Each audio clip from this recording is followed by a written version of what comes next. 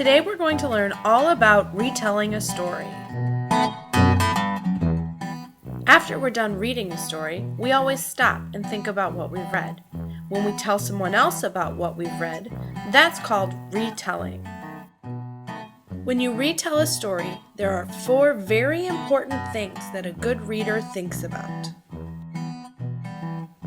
The first thing you can talk about after reading a book are the characters. The characters are the people or even the animals that the reader meets along the way. When talking about the characters, you can talk about the way that they feel or the things that you know about them.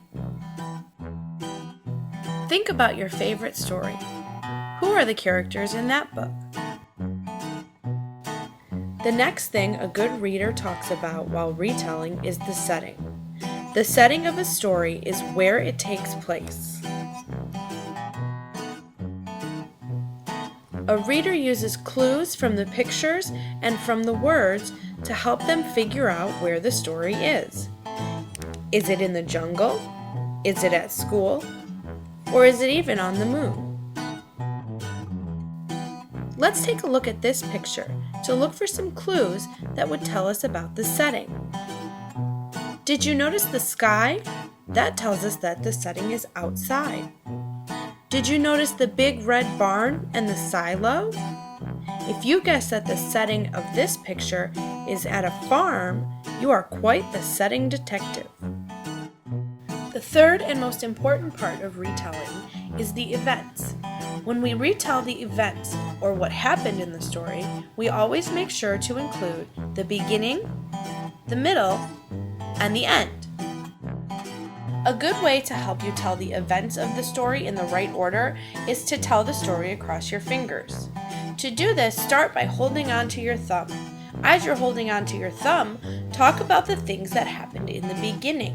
What were the characters doing when you first started reading the book? Next, hold on to your middle 3 fingers as you talk about what happened in the middle of the story. The middle of the story contains most of the events. That's why we grab so many fingers.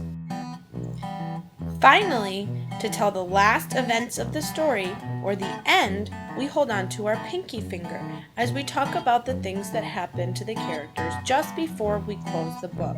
How did everything end up? Remember, it's always important to tell the events of the story in the right order. Otherwise, the person that you're talking to will become very confused about what the story is about. The fourth thing to talk about when retelling a story is a connection. You make a connection when you think about what the story reminds you of. A story can remind you of another book that you've read, or it can remind you of something that's happened to you before. For example, if you read a story about a boy that lost his dog, it might remind you of the time that you read Harry the Dirty Dog, because both books had a lost dog in it. Or it might remind you of the time that you thought you lost your cat, but really she was just hiding, because you lost a pet just like the boy in the story did. Retelling a story is hard work and takes a lot of thinking, but it will make you become a much better reader and help you to understand stories even better.